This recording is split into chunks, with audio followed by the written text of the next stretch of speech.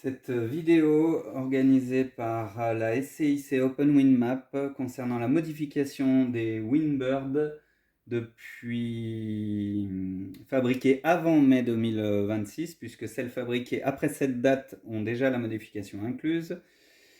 Vous pouvez recevoir un kit comme celui-ci, sans batterie, pour effectuer les modifications. Dans une autre vidéo, je vous ai montré en remplaçant simplement la batterie qui était déjà recouverte de ces mousses adhésives.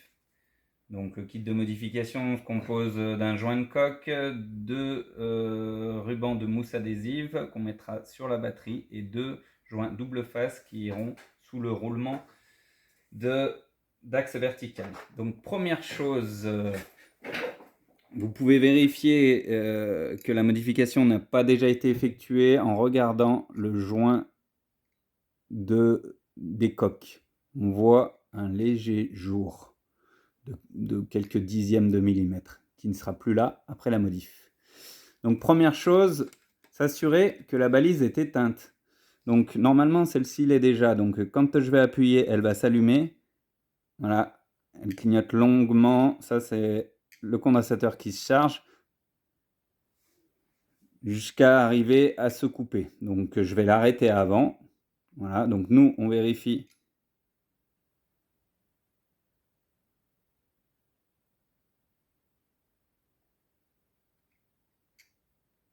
que quand elle est éteinte, elle clignote 5 fois. Voilà, là la balise est éteinte.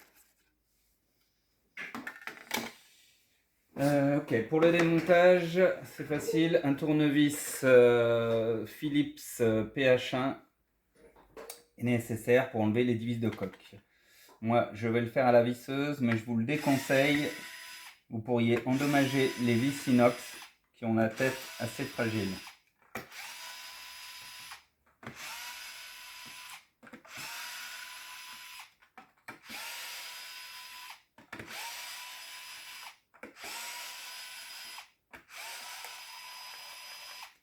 Voilà, on peut retirer la coque en partant toujours du côté des rives. On soulève et on désengage l'arbre d'hélice. On retire l'arbre d'hélice. On retire l'axe vertical, puisque sur cette version non modifiée, il n'est pas collé. Ensuite, on va retirer le fil de batterie en tirant délicatement dessus. On sort la batterie. On vient lui ajouter la mousse adhésive en prenant soin de l'appliquer au bout, bien aux extrémités de la batterie. Donc là, avec les gants, c'est pas évident. Avec des ongles, c'est plus facile. Voilà, on se met bien au bout de la batterie. On fait tout le tour. Tac. Voilà, pour le premier. Le deuxième, on fait pareil.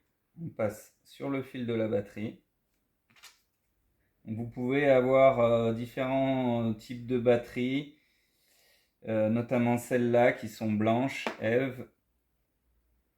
Certaines qui auront un peu plus de fil, un peu plus de longueur de fil, et des batteries bleues, EMB.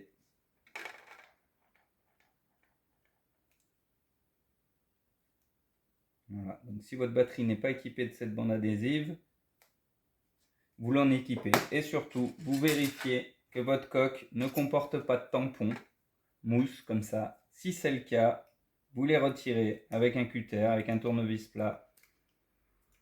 Même s'il reste une partie fine, ce n'est pas grave, mais il faut éviter les surépaisseurs. Donc vous les retirez. Pareil pour ceux qui sont sous les roulements. Vous retirez tous les joints mousse. Il n'y en aura plus besoin. Ensuite, vous remettez votre pile avec le fil face à vous. Et vous faites bien attention que ce fil de batterie passe bien entre les deux plots qui est là, de manière à ce qu'il ne soit pas coincé par les deux plots de l'autre coque quand vous allez la fermer. Ça, c'est très important. Vous reconnectez le fil, tac, et vous le passez bien de cette manière, de façon à ce qu'il ne soit pas coincé lors de la fermeture de la coque. Vous pouvez ajouter les petits taquets double face dans les logements des roulements d'axes verticaux. Ceci, en fait, pour un côté pratique, qui fera que le jour où vous la redémontez, l'axe vertical sera solidaire de la coque, sera plus facile à manipuler. Et ça limite aussi un petit peu le jeu entre les roulements verticaux et la coque. Tac, vous remettez vos roulements dans le logement. Et là, on remarque qu'elle est solidaire. Il nous reste aussi le joint de coque à remplacer. Tac, vous retirez l'ancien joint de coque qui est bien souvent transparent, mais il pourrait être noir. Vous remettez le nouveau en partant de l'hélice. Tac, vous suivez bien la petite rainure prévue à cet effet. Hop, là, le petit passage délicat bien passé sous l'antenne.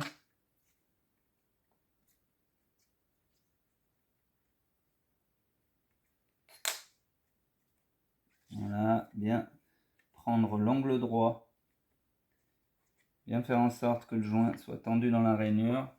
Voilà, il ne va pas jusqu'au bout, c'est normal. Il n'y en a pas dans ces parties-là, c'est normal, pour une question d'évacuation de l'air humide. Donc là, on vérifie, on a bien la pile avec sa mousse, le fil en position verticale face à nous, qui passe entre les deux plots. La batterie est bien connectée, le nouveau joint en place, les roulements sont collés. On remet l'axe d'hélice. Donc il y a un petit ergot dans cet axe d'hélice qui va dans l'ergot mâle de cette coque. Donc il faut surveiller à ce qu'il soit bien engagé dedans. Sinon, vous ne pourrez pas fermer la coque correctement. On vient remettre la coque par l'avant. On l'engage dans l'axe d'hélice, dans l'hélice. Et puis on vient fermer. Sans qu'il n'y ait rien qui gêne et ça ne doit pas forcer. À la main, on doit pouvoir appuyer dessus et faire en sorte qu'elle ferme. Si ce n'est pas le cas, c'est qu'il y a quelque chose qui est mal positionné. Rouvrez-la et mettez les choses correctement. Ensuite, on vient visser de manière diamétralement opposée les vis de coque. Voilà. Je vais à la vis diamétralement opposée. De la même manière, la partie haute.